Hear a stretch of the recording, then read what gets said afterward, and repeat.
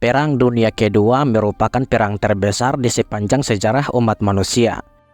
Perang antara kubu poros dan kubu sekutu ini berlangsung selama 6 tahun dan memakan korban sebanyak puluhan juta jiwa.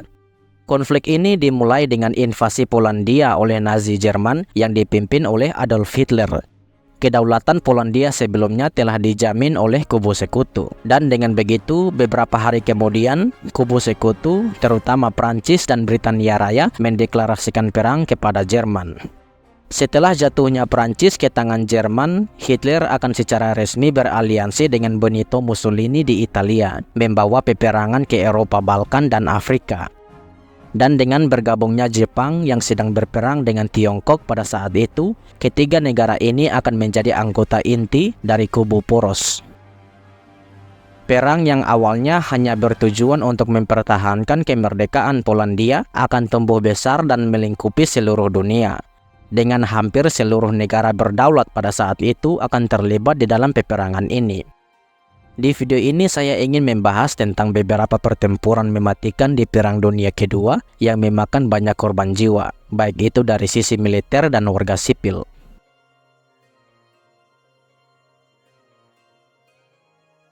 Pertempuran Moskow adalah pertempuran antara Jerman dengan Uni Soviet dari tanggal 2 Oktober 1941 sampai 7 Januari 1942.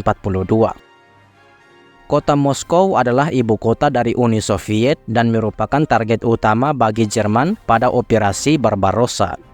Periode awal Operasi Barbarossa adalah kesuksesan besar bagi pihak Jerman dan sekutunya berhasil menembus sampai ke pusat wilayah kekuasaan Uni Soviet. Hitler yakin dengan ditangkapnya kota Moskow, pihak Jerman akan mengontrol wilayah Soviet yang luas dan kemungkinan menyerah dari pihak Soviet. Operasi yang diberi nama Operasi Typhoon ini menggunakan taktik pengepungan. Tentara Jerman akan menyerang dari utara dan selatan untuk mengepung dan mengisolasi Moskow, memutuskan semua jalur keluar bagi pasukan pertahanan di Moskow. Tentara Jerman dipimpin oleh Theodor von Boch, terdiri dari 3 grup infanteri dan 3 grup panzer. Penyerangan Moskow pada awalnya memiliki kesuksesan besar. Tapi meskipun memiliki keunggulan, pasukan Jerman menghadapi kendala logistik yang signifikan. Rantai pasokan yang terbentang jauh, spare part bagi tank-tank yang langka, dan kekurangan bahan bakar dialami oleh divisi panzer, mengurangi efektivitas dan mobilitas mereka. Di pihak Uni Soviet sendiri, strategi pertahanan Moskow disusun oleh Marsekal Zhukov. Ia mengarahkan kekuatan besar untuk mempertahankan Moskow dari 3 front. Front Barat, Front Kalinin, dan Front Cadangan, membentuk struktur pertahanan berlapis. Bala bantuan dari Siberia dan daerah lain di Uni Soviet juga semakin memperkuat pertahanan Moskow. Tentara Soviet mengadopsi taktik inovatif untuk menghadapi serangan Jerman. Sebagai contoh, mereka menerapkan kebijakan bumi hangus, membakar tanaman dan infrastruktur di belakang garis mundur untuk mencegah musuh memperoleh sumber daya. Selain itu, formasi cadangan ditempatkan untuk melancarkan serangan balik bila keadaan mengizinkan. Di pihak Jerman, tentara Panzer ketiga yang dipimpin oleh Jenderal Heinz Guderian merebut wilayah-wilayah penting seperti Klin dan Solnitsynogorsk. Namun perlawanan Soviet meningkat seiring turunnya suhu iklim menghambat unit-unit mekanis Jerman. Tentara Panzer kedua di bawah komando Jenderal Hermann Hoth juga meraih kesuksesan, namun menghadapi kendala logistik yang serupa.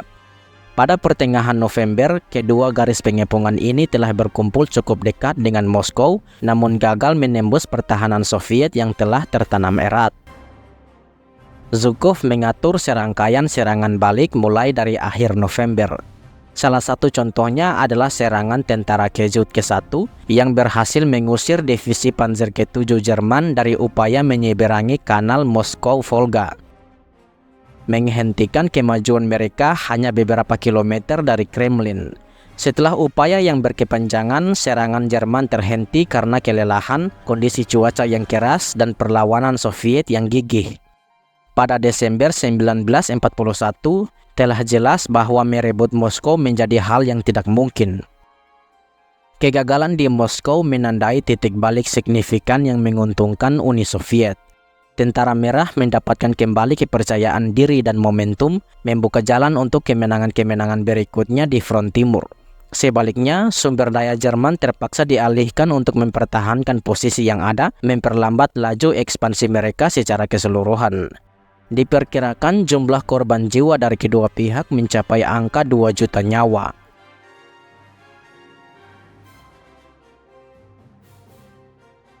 Pertempuran Stalingrad adalah pertempuran antara Jerman dan Uni Soviet dari tanggal 17 Juli 1942 sampai 2 Februari 1943. Merupakan salah satu konfrontasi paling signifikan dan brutal dalam Perang Dunia Kedua, menandai titik balik yang penting di front timur. Pertempuran ini ditandai oleh perang kota yang sengit, korban yang sangat tinggi, dan perubahan momentum dramatis dari pasukan Jerman ke pasukan Soviet. Stalingrad yang terletak di tepi sungai Volga adalah kota industri besar dan pusat transportasi yang vital. Penaklukan kota ini penting bagi Jerman tidak hanya karena sumber daya industrinya, tetapi juga untuk mengamankan akses ke ladang minyak di Kaukasus. Selain itu, nama kota ini memiliki nilai simbolis karena dinamai atas pemimpin Soviet Joseph Stalin, menjadikannya kemenangan ideologi bagi Hitler dan rezim Nazi. Pihak Jerman dipimpin oleh Jenderal Friedrich Paulus dengan 270.000 tentara, 3.000 artileri, 500 tank, dan 1.600 pesawat tempur.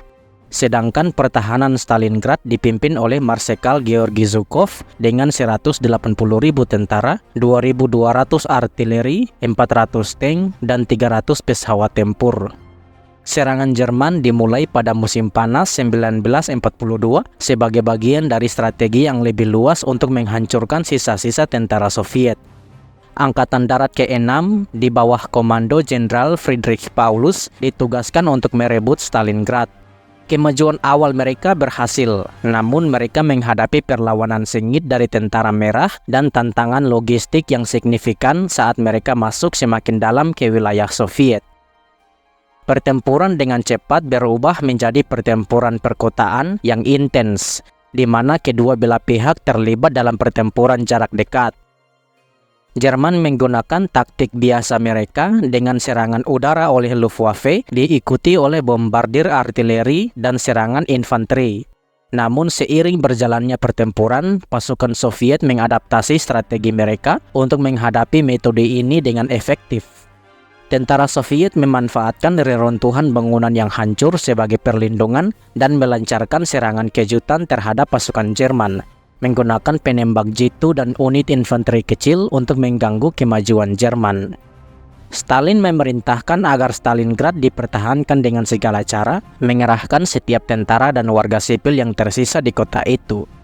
Situasi menjadi genting bagi kedua belah pihak saat musim dingin mendekat. Soviet berhasil mempertahankan jalur sempit di sepanjang sungai Volga yang penting untuk mengangkut pasukan dan bala bantuan ke dalam kota. Pada bulan November 1942, Soviet melancarkan Operasi Uranus, sebuah serangan balik besar-besaran yang bertujuan untuk mengepung pasukan Jerman di Stalingrad.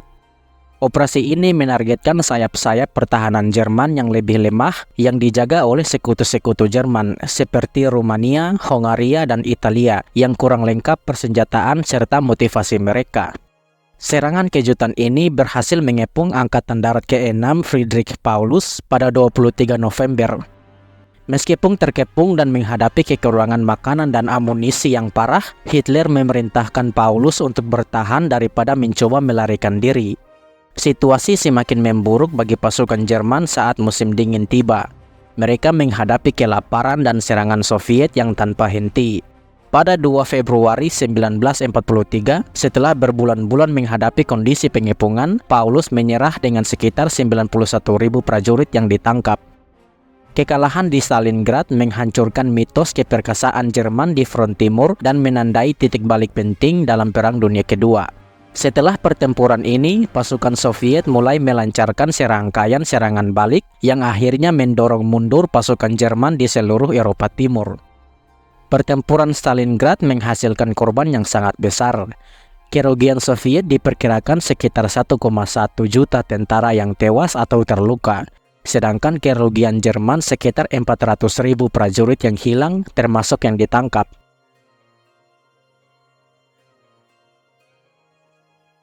Pertempuran Okinawa adalah pertempuran antara pasukan Amerika dengan Kekaisaran Jepang pada tanggal 1 April sampai 22 Juni 1945.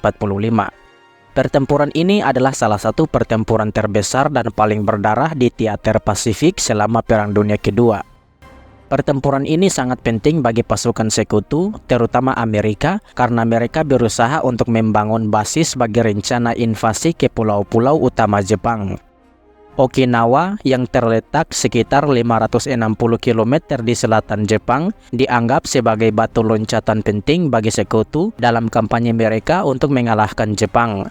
Menguasai Okinawa akan memungkinkan Amerika Serikat melancarkan serangan udara ke daratan Jepang dan menyediakan area persiapan untuk rencana invasi ke Jepang.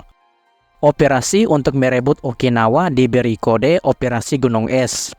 Sebelum invasi, bombardir laut dan udara yang intensif dilakukan untuk melemahkan pertahanan Jepang.